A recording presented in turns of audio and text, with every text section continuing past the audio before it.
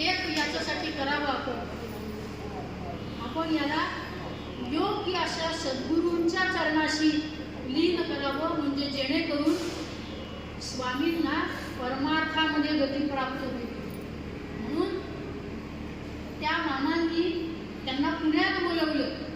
पुण्यात बोलवल्यानंतर त्या स्वामींचा हात धरला. एक लक्षात ठेवा, एक सुंदर वाक्य, आयुष्यामध्ये आमच्यावरती भाळणारे खूप आहेत. मला वाटतं इतकं कळेल. आयुष्यामध्ये आमच्यावरती भाळणारे खूप आहेत, पण सांभाळणारा तो एक आहे. पंढरीनाथ भगवान की जय. आणि सांभाळणारा तो एकच खूप महत्वाचा आहे.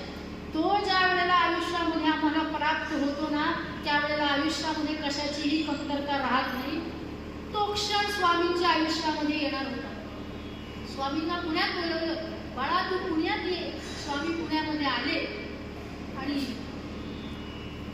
त्या स्वामींच्या हाताला धरले मामांनी आणि बाबा महाराज वैद्य यांच्याकडे घेऊन आले. दोघांनीही नमस्कार केला. त्या काळचं आत्मिक क्षेत्र अतिशय उच्च प्रतीचं व्यक्तिमत्व जर कोण असेल तर ते बाबा महाराज वैद्य.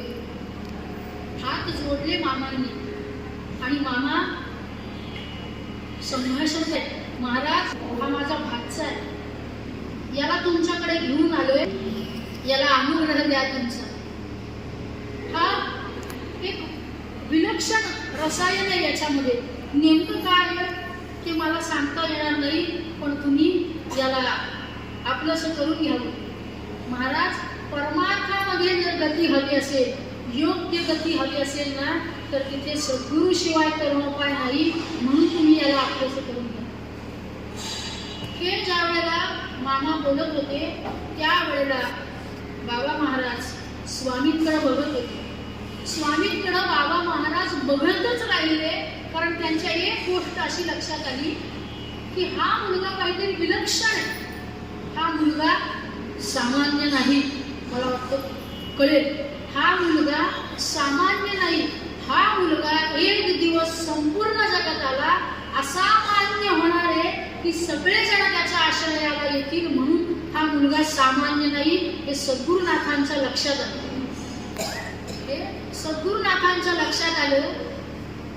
जवळ बोलवलं स्वामींना, मस्तकावरती हात ठेवला आणि ज्ञानेश्वर माऊलींच्या नाथ संप्रदायाचा अनुग्रह स्वामींवरती तत्क्षणी झाला.